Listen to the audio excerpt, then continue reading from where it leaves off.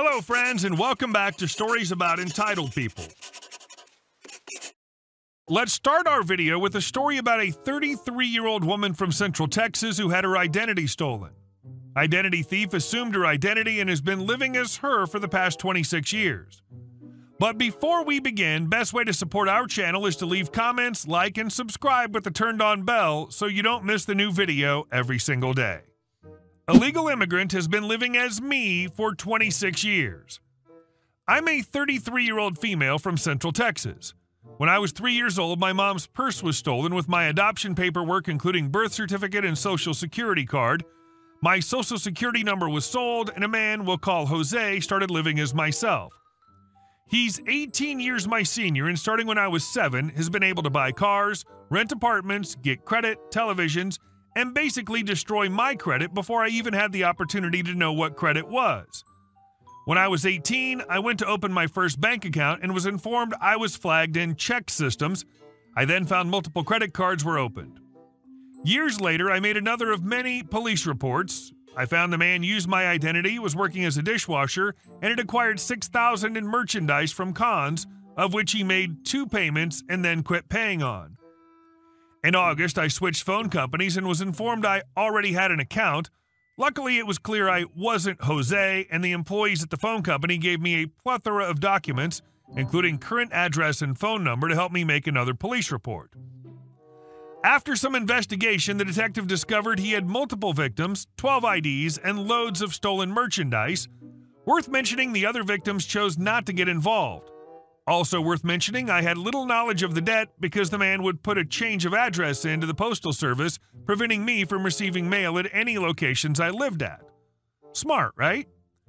In total, 12 police reports, $50K in debt, 3 victims, fraudulent checks, bank accounts, 3 vehicles, 2 apartments, loans, and credit cards make up his violation of me.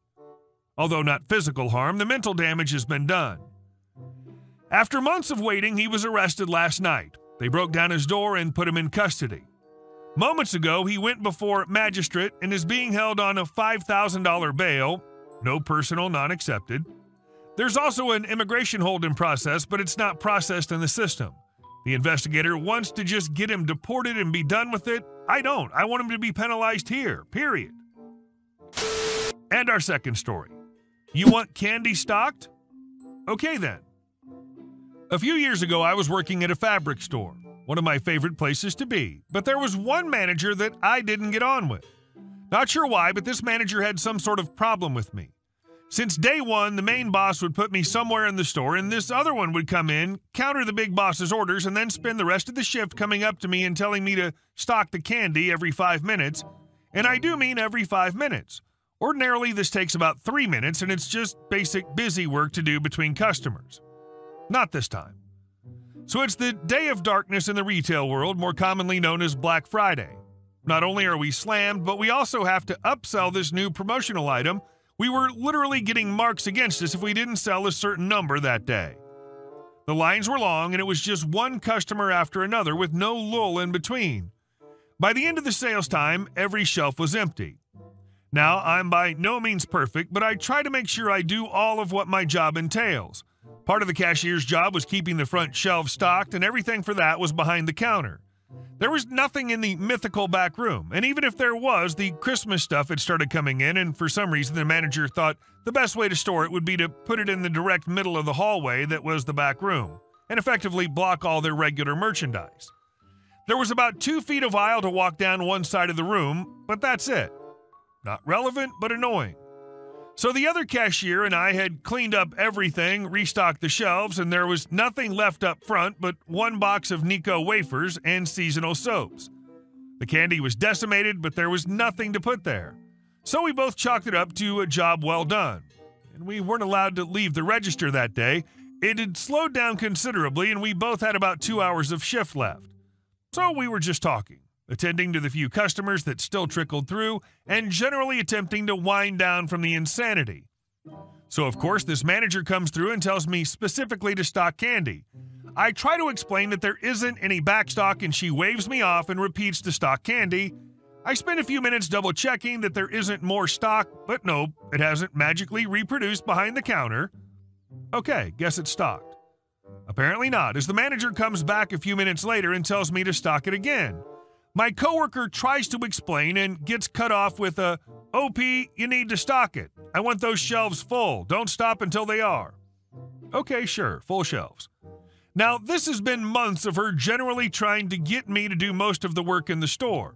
This manager was having me do a lot of her own work, double if she found out I was having a health issue, and I was tired of it. My doctor was already telling me I had to leave for my own health, so I wasn't feeling generous. Told my coworker what I was going to do, and she backed me up. I stocked those shelves. These tiny little candy shelves were stocked full of anything I could find behind the counter. Those Necco wafers, soaps, various items from the promo shelves. I even fit a couple of steam irons on the top ones. Apologized to customers for the wait, because I couldn't stop until those shelves were full. The manager came up, red in the face and ready to start yelling, but I was saved by the fact that there were customers there at that time. I checked my watch, grinned, waved, and my coworker and I walked to the back and clocked out. I never went back. Shopped there a few times since, and that manager's gone. And our next story. Don't want us to do it the right way? All right, you're the boss. Hello, friends. This is a happy little story from my time as a warehouse assistant. Some background first. This happened while working for a small business. The boss in question is actually a great dude, but like all bosses, he's under a ton of stress and has his moments. This particular piece of compliance revolves around a nail gun in use in the warehouse. Don't worry, no idiots were harmed in the writing of this story. So every afternoon, we have pretty large shipments getting sent out. Everything sold for the day would be popped onto pallets and shipped off to customers. Now, pallets are surprisingly expensive, and if not sized properly, cost a fortune in extra freight. So we eventually started making our own in order to fit in the size of the products being shipped, using the previously mentioned nail gun to put them together. All was going well until the delivery guy told us that, and I quote, "Those effing pallets of yours are crap and keep falling apart. Stop using the effing nail gun and put them together properly." We looked into it and he was 100% right. See, the nails from the nail gun were super small, thin, and couldn't grip for crap. The warehouse manager could actually pull the pallets with his hands. So yeah, not good. It was reported to the admin folks upstairs, and the show went on. From that point on, we started using normal nails instead. Yeah, it took longer, but we were still saving money, and the delivery folks were happy as clams. Now for the turn. One Friday, late in the afternoon, the boss comes down and lets us know the sales team has just landed a biggin. "Boss, we need some pallets, lads. I want this to ship this afternoon. Grab the nail gun and throw some together ASAP." Me, "No problem, I'll get on it now." Boss goes back upstairs and I start belting pallets together using normal nails. 5 minutes later, boss comes back down and he's fuming. "Boss, OP, I can see you on the cameras. What the hell are you doing?" Me, "Hammering the pallets up, boss, as you said." Boss, "I said to use the damn nail gun." Me, "Well, I would, but when we used it last time..." Boss, "No buts. We bought that nail gun. Now you better bloody use it. In fact, I'll show you how." Boss man takes the nail gun and slaps together a pallet in 20 seconds flat. Normally takes about 3 to 4 minutes by hammer. Boss, "There, see? Now you do it the right way or go home." Me, "Yes, boss." And so begins our compliance. I pick up the nail gun and smash out 5 fragile pallets in the space of about 3 minutes. Exactly the same way the boss man did, which I'm okay with. It's a ton easier. All while my coworkers giggled with glee. Come shipping time, I realized just why they were all giggling. All the other forklift users are out for the rest of the afternoon with local delivery, sickness, and general excuses. The only person with a fork license whom was going to have to load the truck was, you guessed it, boss man. So boss man picks up the first pallet and is about to load it onto the truck when the pallet is hit by a stray breeze and proceeds to fall apart on the forks.